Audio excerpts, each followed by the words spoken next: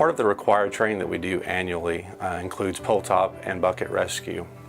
Pull top rescue is something that we hope that we never have to use, but we definitely want to try to create scenarios that allow us to practice in those methods in order to be able to get a guy to the ground and get him help as quickly as possible. Recently, we had a situation at a cooperative where Thad France, one of our safety instructors, was present. He was doing this pull top rescue simulation with the group, and it turned into a real life situation. Because of the training that we do, they were able to spring into action and rescue the person off of the pole, getting them to the ground and getting help to them in a very timely manner, which is truly what we want to do, is to shave those minutes and seconds off of the rescue time so that we make sure that the person has the best chance possible. Well, it was a normal day, just like any other day, beautiful day, good day for pull top. Kevin asked to use my belt.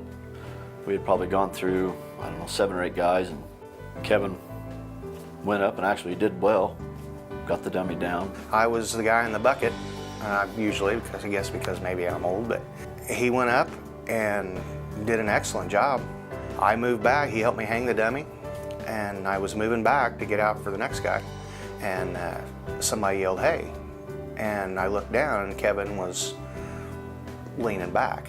His legs were kicked out of the pole and his arms were dangling, and he was just bent over backwards, and he was unresponsive. And at first, everyone's instincts, like, because we always like to goof off, but then we realized it's Kevin, and Kevin's not gonna really take the time to goof off like that. I went over to the pole and we started yelling his name, and I noticed Kevin, he was like making a gargling sound. And at first I kind of thought, well, maybe he's choking on something. But then when I seen the color of him, I knew something was pretty bad. And there was just a second or two there of almost disbelief of what was happening. And then instantly, all the guys around jumped in. I mean, I knew what I had to do, and I got to him. Usually that rope will go all the way back up to the block. If that would have happened, I had to go up there and get it. I mean, there's no way to, but it was like right there. And I got in position and wrapped the rope around him, and those guys pulled. Of course, we had Nick Dunaway climb the pole up to help, and I went over and helped bring him down on the hand line. It was a scary deal.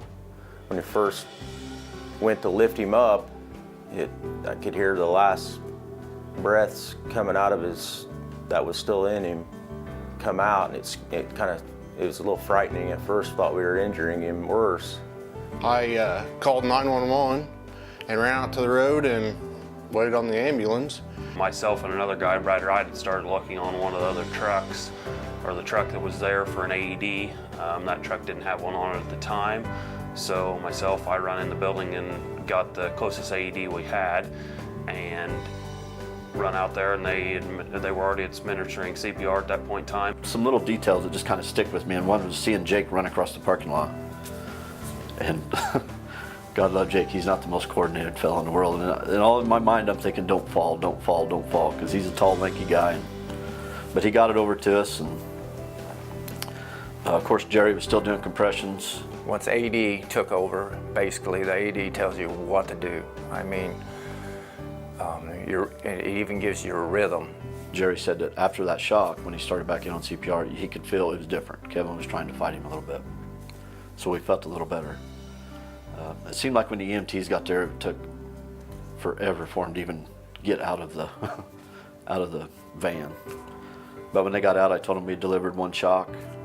They had actually taken our machine off, put theirs on, and when he said his heart was stable, it was like, I've never felt relief like that before. It was